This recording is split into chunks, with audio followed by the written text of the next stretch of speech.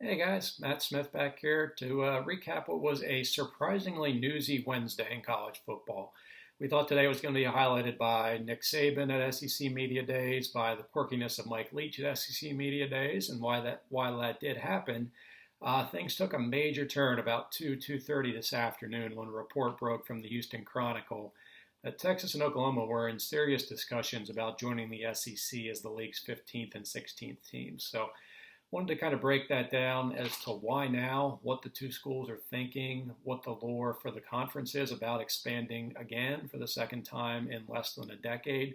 So we're going to hit on some highlights here, and then I'll get into a couple minor talking points from the first 3 days of SEC Media Days. So for Texas, I think the view of both Texas and Oklahoma is probably a bit different than the other in terms of why they're after that spot in the SEC. For Texas, as an institution, there's always been sort of a smugness about Texas. You see it with Michigan as well. About I know we're a state university, but we're better than Oklahoma, than Ohio State, than Wisconsin, than our peer schools. We attract better students. We have more wealthier alumni.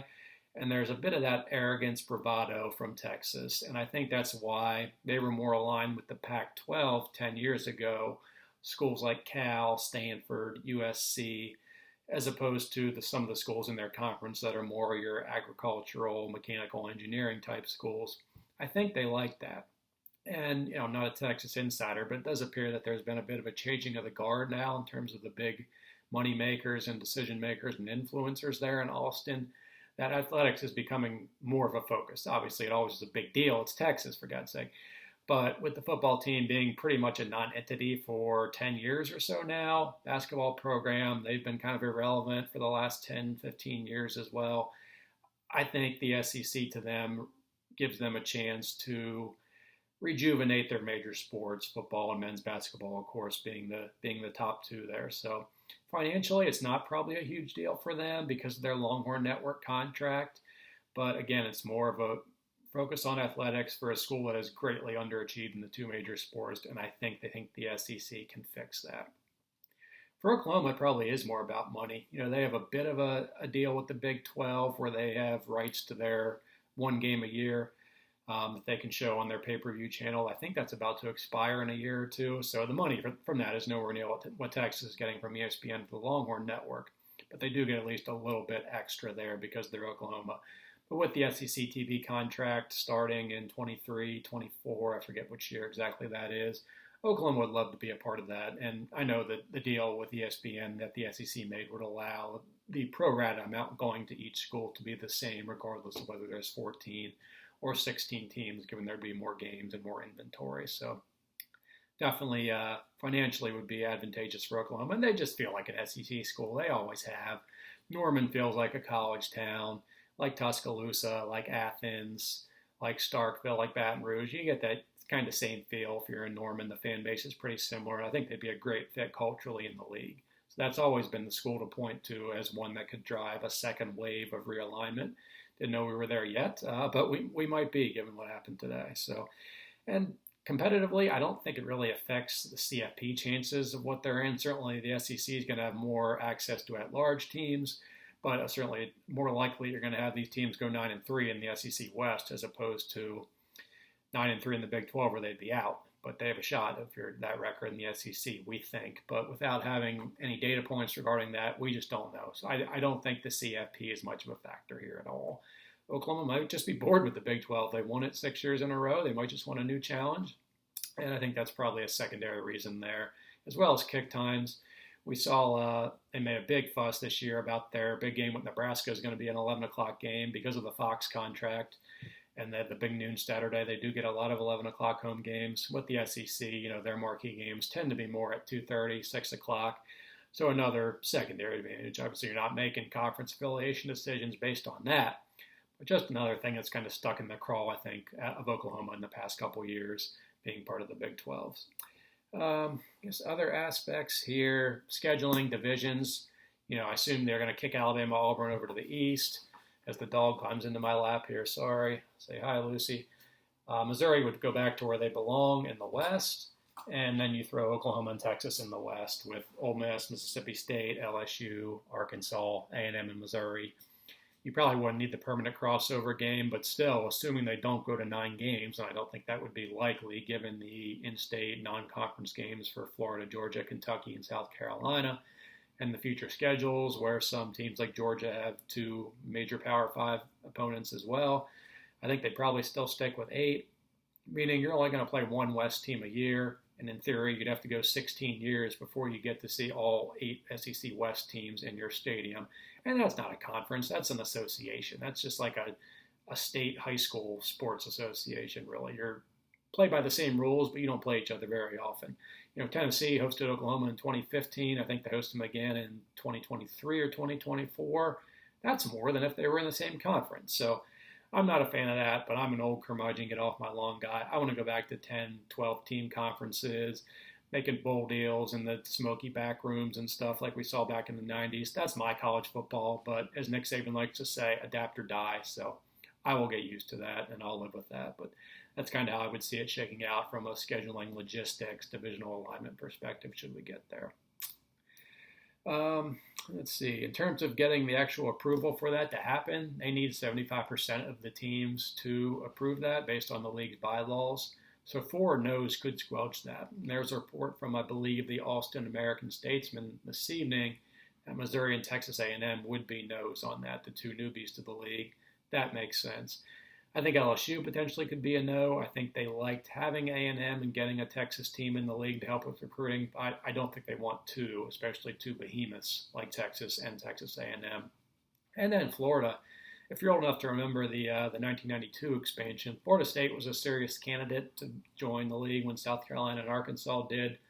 Florida did not want that, and they got enough support around the league to force Florida State to not be part of the league and eventually join the ACC. So I think it's going to be a bit of, you guys scratch my back, I'll scratch yours this time, as they'll probably do it for A&M. So that's 4 right there. We'll see about Arkansas. I think they have much more history with Texas from the Southwest Conference, so they might be more inclined to say yes as a border state school as opposed to LSU. I think that's about it on the expansion front. A couple minor things from media days, obviously not a ton from the traditional sense. This vaccine stuff, we need to stop testing vaccinated players. We need to stop testing asymptomatic players unless they're deemed to be a close contact. But everyone talking about the potential disruptions to the season, it's man-made protocols that would cause disruptions to the season. So just stop. These kids are not at risk from any serious complications. We know that. We've had more than a year of data to show that. Leave the vaccinated players alone. We don't want a situation like NC State baseball where it's positive tests of vaccinated players that cost them a chance to compete for the national title in baseball. Avoid that. You might have some players test positive, that's fine, but with every team's going to have at least half their players vaccinated, most probably more in the 70, 80, 85 range. You're just not going to have major outbreaks where you're going to have very limited rosters going into a game. So a couple of players might have to miss a game. We get that, that's fine, but should not have an impact on the season. Loosen the protocols. Let's move on. Let's have a full season where all the games are played. All the stadiums are full, and we got to get this behind us. In terms of the coaches, I'll just touch on some of the new guys. Ed Orgeron was Ed Orgeron. Dan Mullen was Dan Mullen. We still ask him about his shoes every year. For God's sake, it's ridiculous. But that's media days for you. So Shane Beamer on Monday, ton of energy as we expected. Felt like he was just recruiting the entire time he was up there. You can tell he's the son of a coach. He's got to back it up on the field. And if you roll a 3-9 or even a 4-8, that's going to be a tough sell come signing day in December.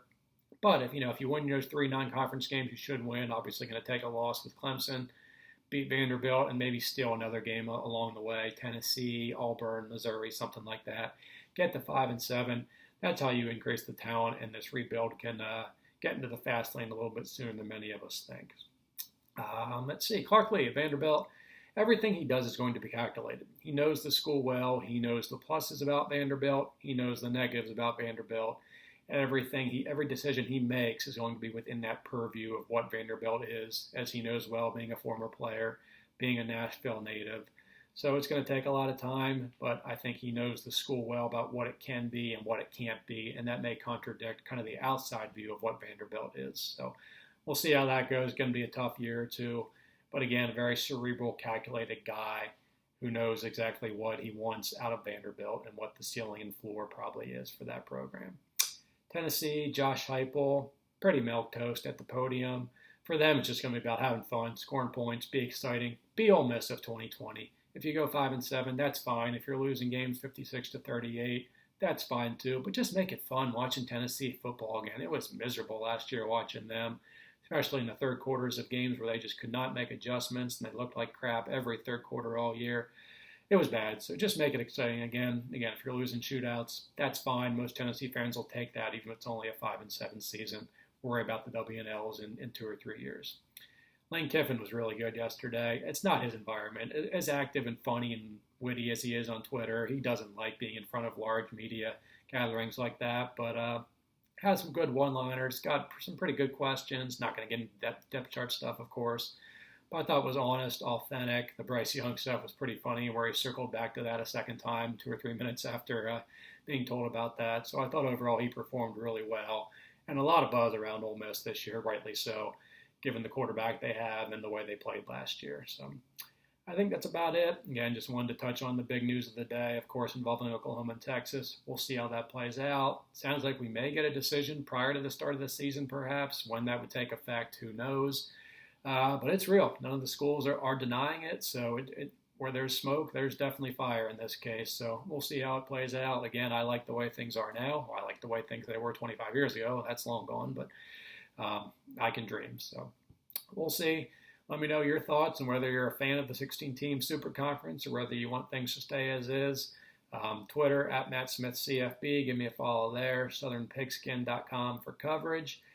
And media days roll on. Final day of the SEC event tomorrow with Arkansas, Auburn, and Missouri.